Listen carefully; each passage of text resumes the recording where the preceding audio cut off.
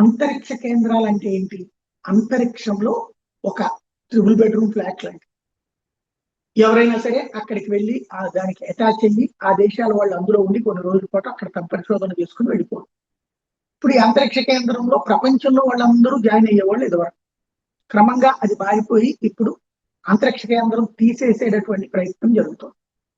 Already Elon Musk కూడా contract కూడా ఇచ్చారు. భారతదేశం సొంత అంతరిక్ష కేంద్రం తయారు చేసుకునే పని ఉంది. అది 2028-30 నాటికి పూర్తయి భారత అంతరిక్ష కేంద్రం అంతరిక్షంలో ఉంటుంది.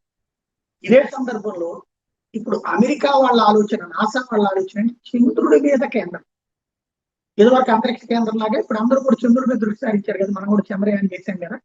రకరకాల ప్రయోగాలు అక్కడే అవసరం ఉంది. ఎందుకంటే అక్కడ ఇంత నీటి అవకాశం ఉంది, అక్కడ గాలి అవకాశం ఉంది, అక్కడ బ్రతకడానికి అవకాశం ఉండేటటువంటి చర్చల నేపథ్యంలో దాని మీద పరిశోధన సీరియస్ గా జరగడం కోసం అన్నటువంటి ఉద్దేశంతో జరుగుతుంది. ఇప్పుడు చంద్రుడి మీద నాసా వాళ్ళు ఒక అంతరిక్ష కేంద్రం తరహాలో చంద్రుడి మీద ఉండటానికి తగినటువంటి నాసా మూన్ బేస్ ఏర్పాటు చేయడానికి రెడీ అవుతున్నారు. లాంగ్ టర్మ్ సైన్స్ మిషన్స్ కోసం అని చెప్పేసి ఇది మే ఎండింగ్ కల్లా దీన్ని ప్రిపరేషన్ ప్లాన్స్ ప్రిపేర్ చేసేస్తే ఈ నెల ప్రిపేర్ చేస్తే వచ్చే ఏడాదికి రన్నింగ్ లోకి రావచ్చు.